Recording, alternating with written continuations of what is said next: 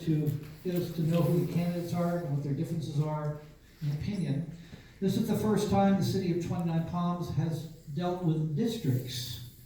So we have 3 of the 5 districts of the city represented. We have put their district numbers on their identification sign so you know who they are. So if you live in District 5, you'll only vote for one person. Not like we used to. Citywide, we voted for the top 3 and then the top 2, depending on what year it was. So it's a little bit different this year.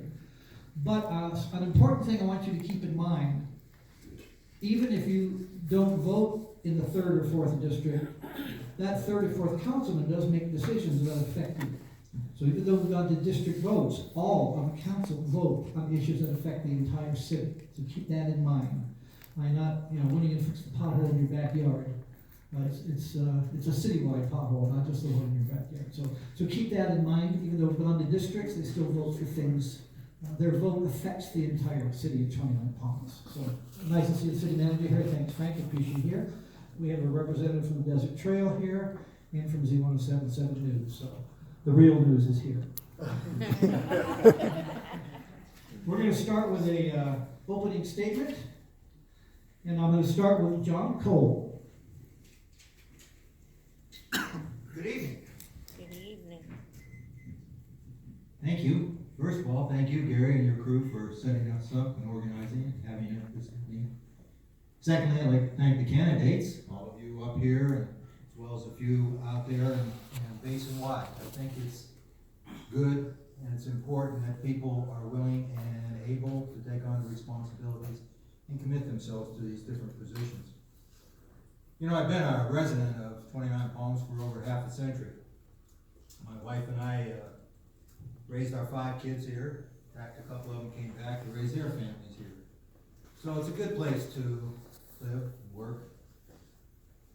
But of course it can be better. As a retired educator and a volunteer in several groups here in the city, I certainly have some deep roots. It has definitely been an honor to serve on the city council. But I feel that the city is on the brink, or maybe actually already started, into a surge of renewed vitality. People are investing their time and money and abilities into new businesses in some case, and renovating existing businesses. And in all, there seems to be just this energy that has begun here in the city. Our downtown project should re-energize not only that part of the city, but I think throughout. It is my hope that my experience and willingness to listen to the needs and wants of our citizens will help me help all of you. A lot can be done when we're all working together. It would indeed be a privilege to continue serving as a member of the City Council. Thank you. Thank you, John. By the way, don't mind the set for Kerry. Okay, that's what happens when you set up for a political event at a live theater in the middle of a production run. So enjoy that. Denise Cullum. Hello, everyone. My name is Denise Cullum, and I'm running for District 3. We have been residents, my husband and I have been residents of 29 Palms for over a quarter of a century, coming back and forth as serving in the military. We are a retired military family. We started here in '79, came back and did 11 years in '82, and then we decided to settle in here at 2006. And we've been involved in the community ever since. We own a business downtown, so we're very vested into the community. I am passionate about 29 Palms. I believe it's a beautiful city and that we can have history and modernism in one place. I am passionate about the growth of our city. I believe that we have loads of people coming to the monuments right in our backyard. We have a Marine Corps base to the north. We need to capture some of that revenue, and we need to show people what a great place we have. Oh, thank you.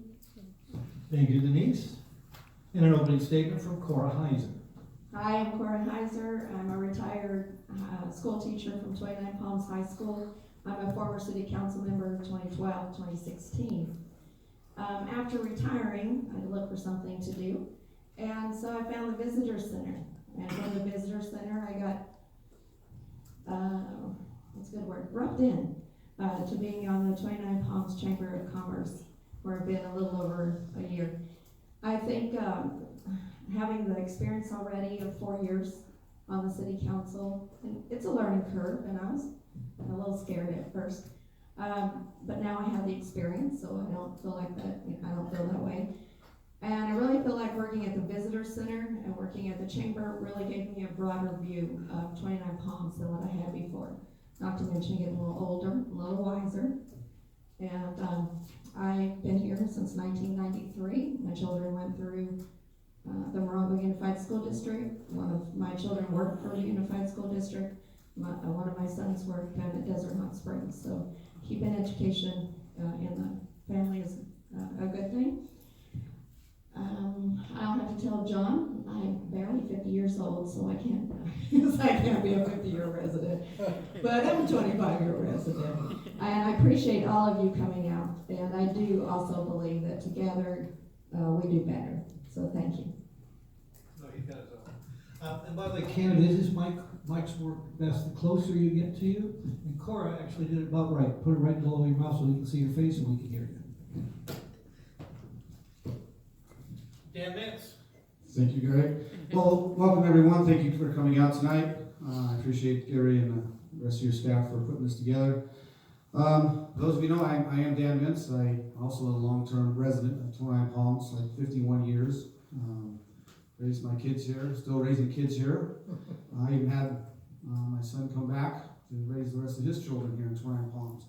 And that was one of the important things when one of my statements in 2010 when I first ran, that I want Twentynine Palms, or I'd like to see Twentynine Palms be more where folks can bring their kids could come back here and retire or come back and work in Twentynine Palms. And as you can see, it is starting to get that way.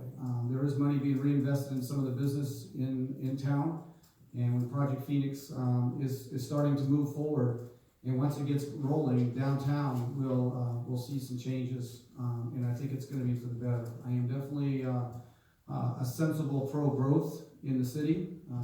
We don't want just any type business downtown, but we do want sensible growth all throughout the city, and I think that's possible now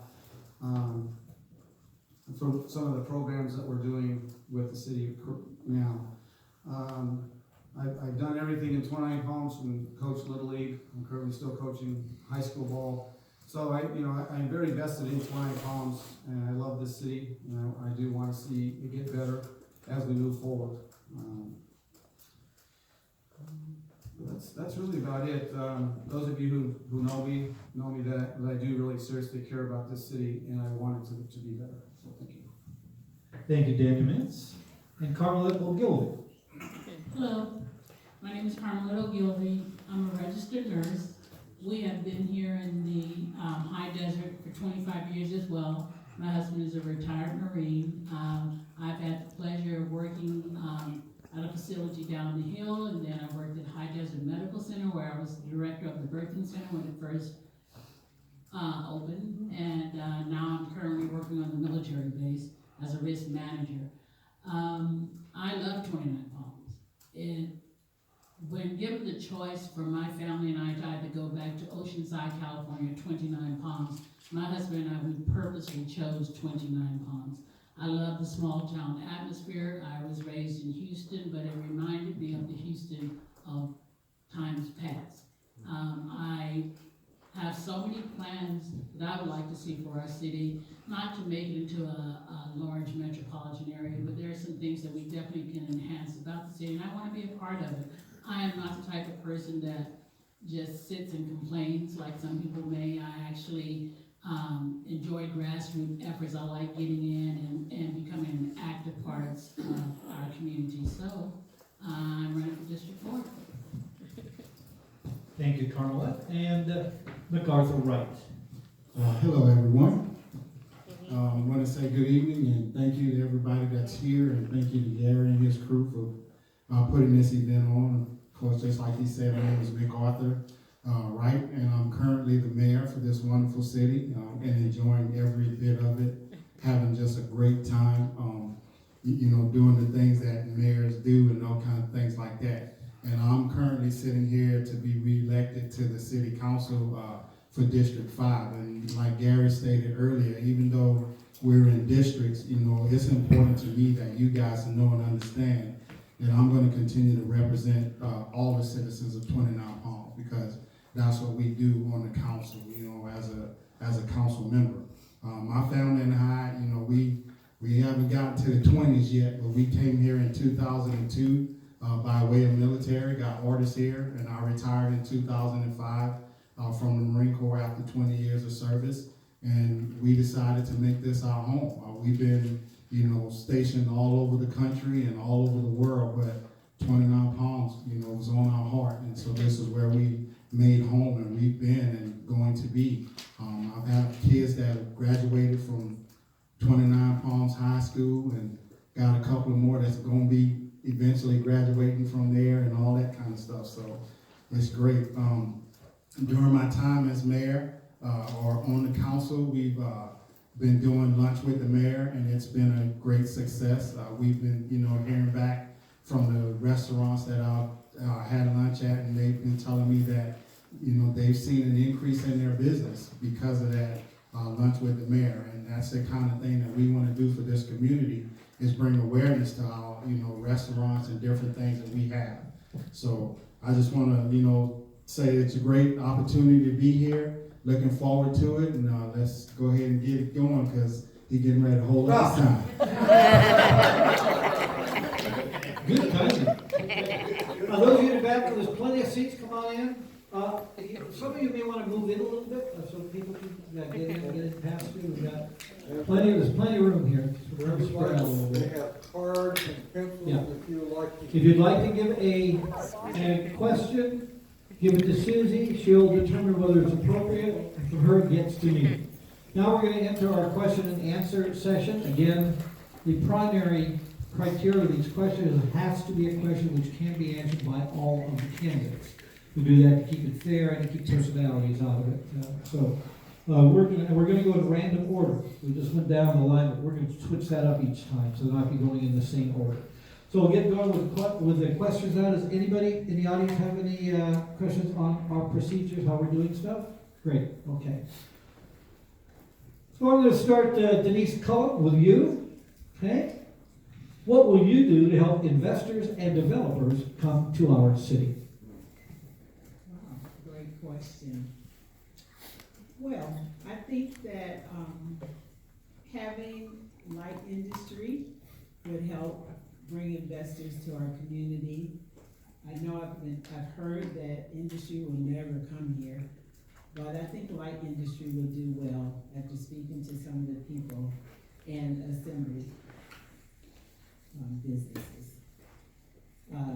Improving our downtown, making sure our infrastructure is all in place so that when businesses want to come here, they can just come in and get started.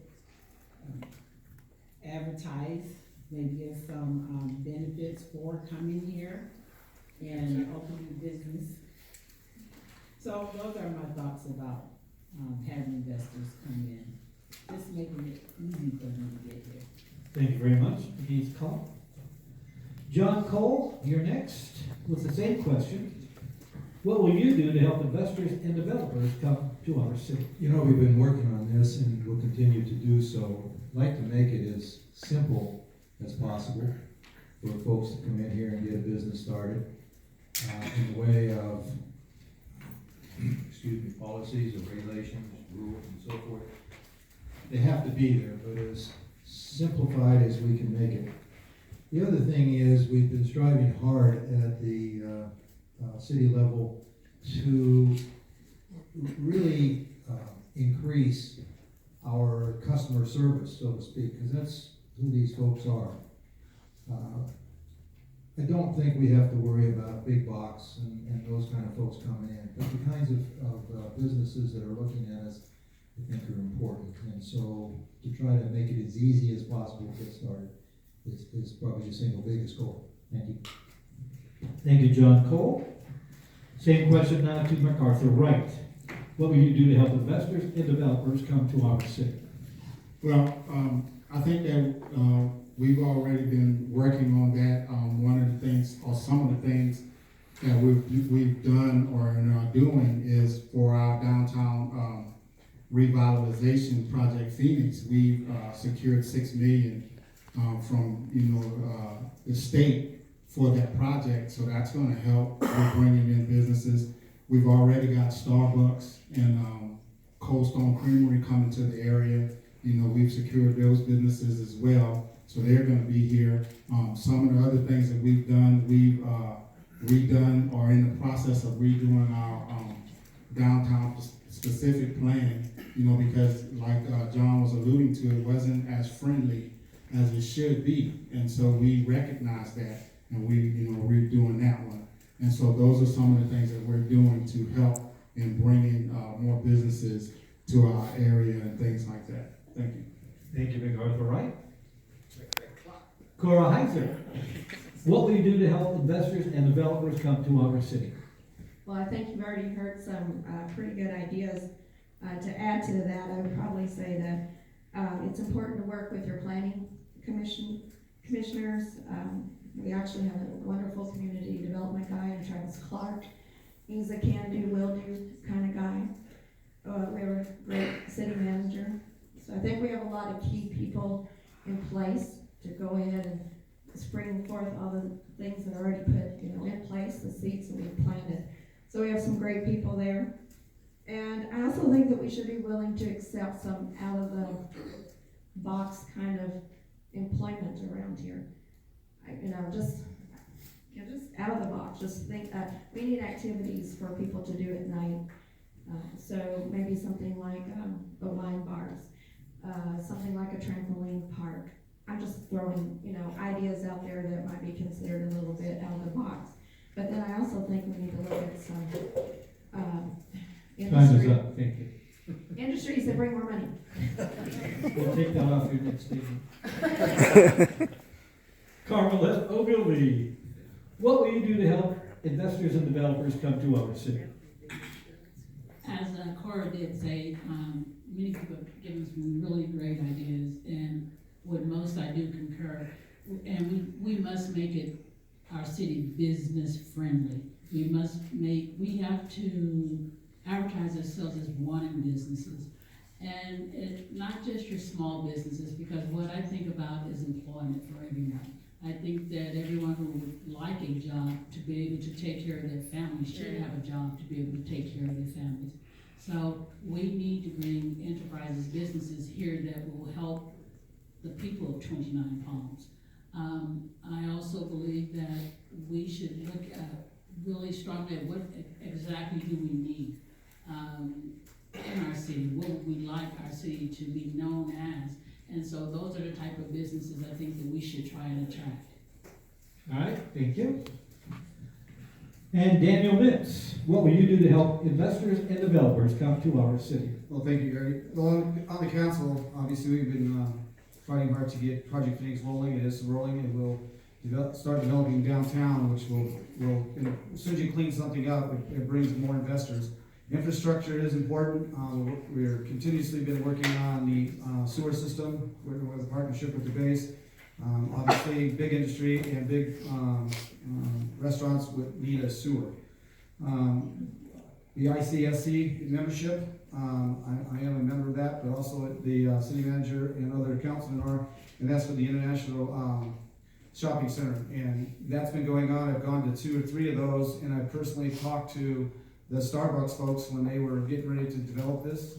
I've talked to other industry people to get those folks and talk them in to come to Twentynine Palms and tell them what a great place it is. And sometimes they don't look at the numbers from the base, and I emphasize that they have to look at the numbers from the base. And also we have changed the development code to make it simpler, and now that we've modernized our computer system, then when they go online, they can see it better. Thank you. Thank you. That's our first round of questions. Okay. Our next question: what is your stance on City Hall being closed to the public on Fridays? Why should it be open for serving 5 days a week or stay closed? Okay. Questions are written. I'll just take the Y out of there. I'm going to restate that slightly, just so it makes more sense. What is your stance on City Hall being closed to the public on Fridays? Should it be open for service 5 days a week or stay closed Fridays? And I'm going to start with Cora Heiser with that question. Cora, what is your stance on City Hall being closed to the public on Fridays? Should it be open for service 5 days a week or stay closed Friday? I think the city hall should be open on Fridays. If we start having a lot of business, I'd like to see it, or, if people see the need for it, it could even be open on half a day on a Saturday. The city hall is here to serve the public, and a lot of our public works Monday through Friday, like a 9 to 5 type job, and so I'd like to see that it's open on Friday, and I'd also like to see possibly it being open half a day on Saturday. And of course, I would leave it up to the city manager to make those schedules with the staff. Thank you. A little housekeeping. When you got 10 seconds left, he's going to raise the little Trojan man. I don't want to interrupt and say 10 seconds. I think I threw you off when I did that. So you need to kind of keep an eye on CJ over there. I'll give you CJ. They'll give you 10 seconds to wrap up. So, little housekeeping. Then you get the big one. Yeah. Carmelette Ogilvy, what is your stance on City Hall being closed to the public on Fridays? Should it be open for service 5 days a week or stay closed Fridays? I do believe that any type of public business should be open 5 days a week.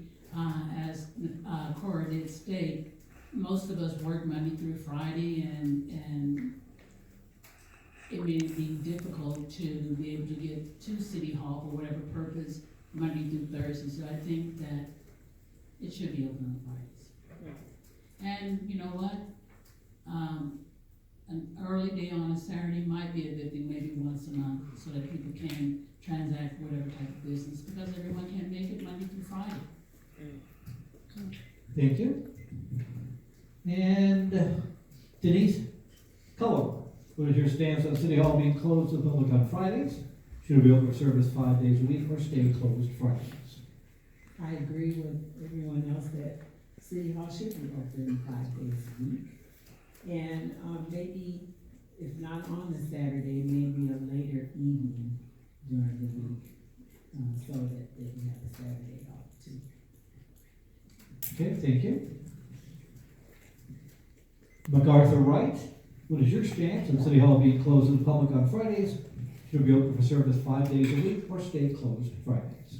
Well, first of all, if it ain't broke, don't fix it. And second of all, the DMV, which is super busy, is not open every day of the week. So, I think that the way it's working right now, it's working. And so some of the things that we've done, even with that and with the employees of the city, is we've already did a step increase cutback.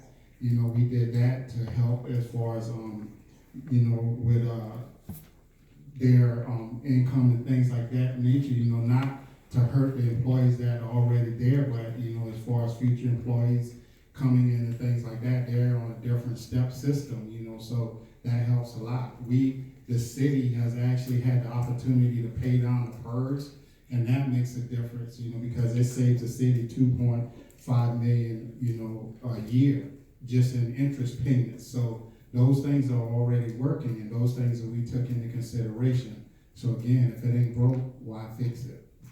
Thank you, MacArthur. Daniel Mintz, what is your stance on City Hall being closed to the public on Fridays? Should it be open for service 5 days a week or stay closed Fridays? Well, thank you, Gary. This was, I was elected in 2010. We looked at it again in 2011. It came up in front of the council. There was some staff reports, obviously the council discussed it, and in 2011 it was left the same. Some of the reasoning was being open early and late. Some people don't get off work till 4:30, 5 o'clock. We're open till 6 o'clock, so they have the opportunity to come to City Hall late in the afternoon, or they can come in the morning. When you have a skeleton crew, it's very difficult, because if you go there specifically see someone, they can take your information, but you're still only going to see the person you need to see on Monday. So it's skeleton crew type operations, because that was one of the things I did, that was talked about 2011. If you only have half the crew there, if the person you need to go see isn't there, then you're still gonna have to wait till Monday to get it taken care of anyway. So it is, it's a very touchy subject, but like right now, it seems to be working. Thank you. Thank you. And John Cole, what's your stance on City Hall being closed to the public on Fridays? To be open for service 5 days a week or stay closed Fridays? As Dan just said, we reviewed this a number of years ago and found, in addition to some of the things that he mentioned there, there's a cost savings involved. Since then, I've actually had some of the business people, mostly contractors, say it works real well for them because they can get in there before they have to show up to the job. You know, we're open at 7 o'clock, or after, with it being open till 6. So I have no problem with reviewing it again. Maybe there are some elements that have changed and we need to look at it. Always open to other suggestions. But right now, it seems to be a pretty good system. At least I've had very few complaints come to me. Thank you, and that concludes our second round of questions. Everybody good? Okay, great. Audience good? Are we having fun? All right, great. Here's a question. And by the way, the questions were emailed to me at the radio station, and they were collected at the Chamber of Commerce, and some people brought them with. If you have a question you'd like to ask, take it to Susie, who's our judge. She'll determine whether that meets our criteria. And again, the criteria is a question that can be answered by all of the candidates. And then she'll get that up to me. That said, we got a whole bunch of them, so we're rocking and rolling. John, we're going to start with you. I'll take out the hello. Question about all the abandoned or stolen shopping carts scattered throughout town. They're an eyesore and make our town look down and out. What will the candidates do to clean up this issue? John Cole. Well, one of the things I can tell you I've done is I put them in the truck and take them back. But it is combined with some other issues going on in town, and I would think that if it truly is as big as implied by the question, that we need to work with the businesses that are involved, because it's an expense for them too. All right, thank you, John. And MacArthur Wright. Question about all the abandoned or stolen shopping carts scattered throughout town. They're an eyesore to make our town look down and out. What will Canada do to clean up this issue?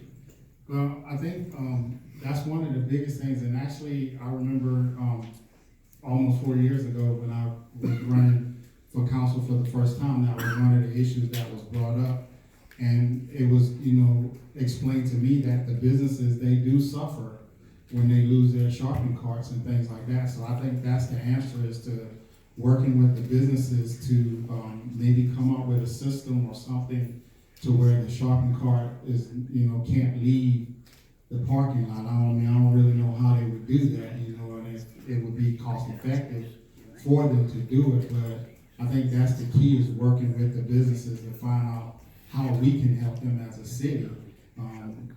Short of, like John said, bringing them back, but working with them to see what they can do to help themselves with this situation. Thank you, Mac. Daniel Mintz. Question about all the abandoned or stolen shopping carts scattered throughout town. They're an eyesore to make our town look down and out. What will Canada do? Before I forget this, don't count this my time. The Trojan lost today to the Wildcats volleyball JV, so just let you know.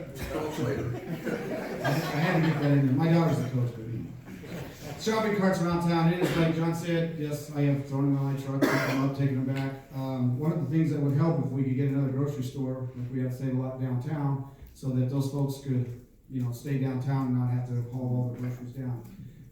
It is definitely an eyesore. I don't know all the answers to it.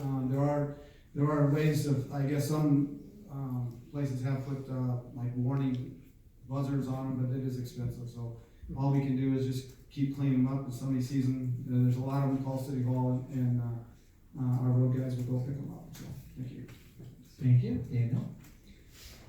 Carmelette Ogilvy, same question.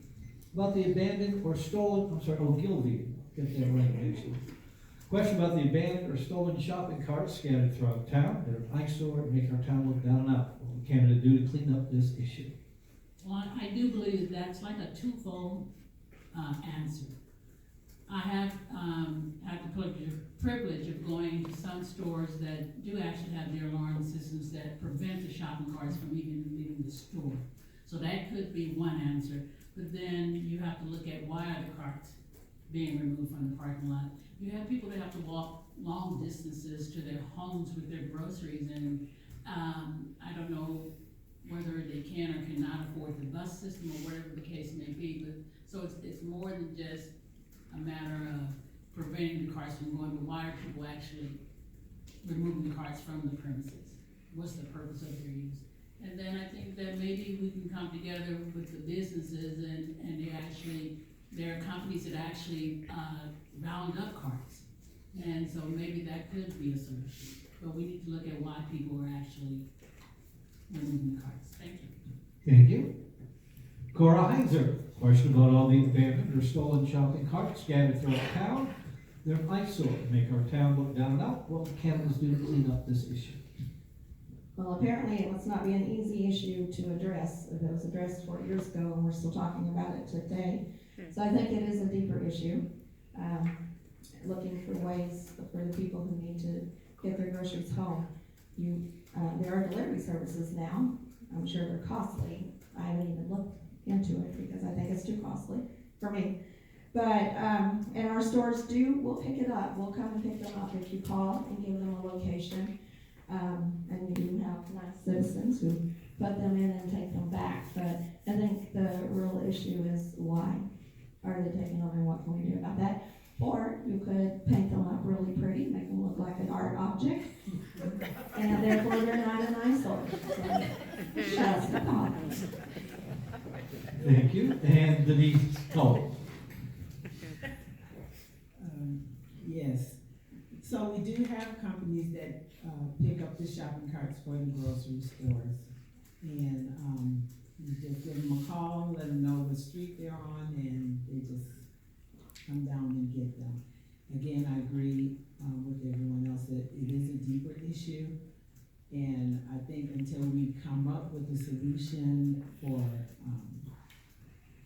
groceries or shopping downtown, so our people won't have to bring them all the way from State or from Family Dollar, that the solution is calling someone to have them come pick them up. So it's a win-win right now. Thank you. Next question. What policies should the city council be adopting to protect the public from a growing unfunded pension liability crisis? I'm going to start with Carmelette Ogilvy. Could you repeat that question again, Yes. please? What policies should the city council be adopting to protect the public from a growing unfunded pension liability crisis? Okay, good question. I really do not know the answer to that, to be quite honest. I apologize. No, I don't. I'm not a politician. That I do not know the answer to. That's fair. Okay. Cora Heiser, what policies should the city be adopting to protect the public from the growing unfunded pension liability crisis? Well, I'm happy to say that our city manager Frank, has been working on that since he came aboard with us.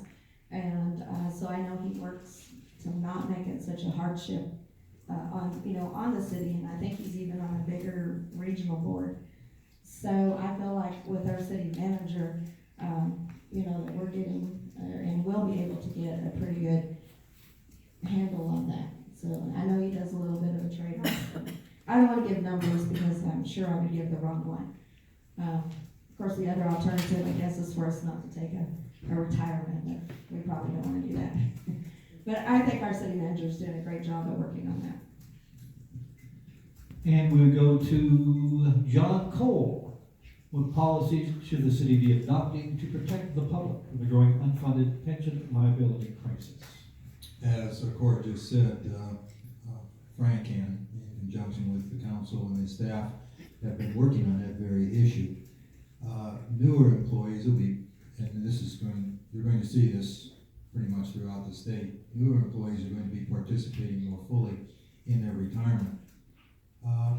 In addition to that, as we get the reports from the state, so forth, we've been finding ways to try to pay that liability down so that in the long run, it'll be less costly to the state. And those are two of the issues two of the ways that we can deal with that. Thank you. Daniel Mintz. What policies should the city be adopting to protect the public from the growing unfunded pension liability crisis? Well, thank you, Gary. Yeah, actually it started back when Larry was acting city manager. He found a special fund that had $750,000 that we owed, that we were paying interest on as a policy that the council paid that off. And just recently, we have already paid off our unfunded liability completely. The city right now owes $0 to our unfunded liability to the state of California. The employees pay their 6% PERS, which works for the city in the long run as far as for retirement. So it's policy-wise, we've done fiscally, we try to protect the city and go forward with that because it is important. There's several cities in California, and that's the reason why they did go broke. Stockton went broke because of their unfunded liability. San Bernardino went broke, and that's why they did. So, thank you. Thank you. And Denise Cullum. Thank you. I'm sorry, I think I'm off on the numbering system. No, I'm good. No. You already answered that question? Yeah, I threw it to you first, didn't I? I apologize. There we go. Oh, okay, Denise Cullum. My numbering system is right. Okay. I can't tell you guys apart. I am very happy to know that Frank, our city manager, is working on that, and that our city council has taken care of it, that we have zero liability. I didn't have an answer for that either, and I'm glad to know that our city leaders did. All right. And Mac Wright. What policies should the city council be adopting to protect the public from the growing unfunded pension liability crisis? Well, it's already been said, but I think one of the best things that we did was hire Frank Lucchino as our city manager, because he's been, leading forward on this thing because of direction from the council. And we paid off those PERS and things like that. And again, like I stated earlier, it's going to save us $2.5 million just in interest payments alone. So, we've done. I think that's the best thing we did was hire him. All right, thank you. Now's the time to ask for the raise, Frank. Okay, we'll start with Daniel Mintz. Interesting question. What do you plan to do? How do you plan to do it? And how will you help us? What do you plan to do? How do you plan to do it? And how will it help us? Well, obviously, continuing on, unfortunately, fortunately, because I married someone in the Project Phoenix area, my wife. I currently cannot vote on all the items directly related to Project Phoenix, but Project Phoenix by the council, and I was at the ground floor of that. I voted for the bonds, I fought with the state, and I just want to put that out there that it took us 6 years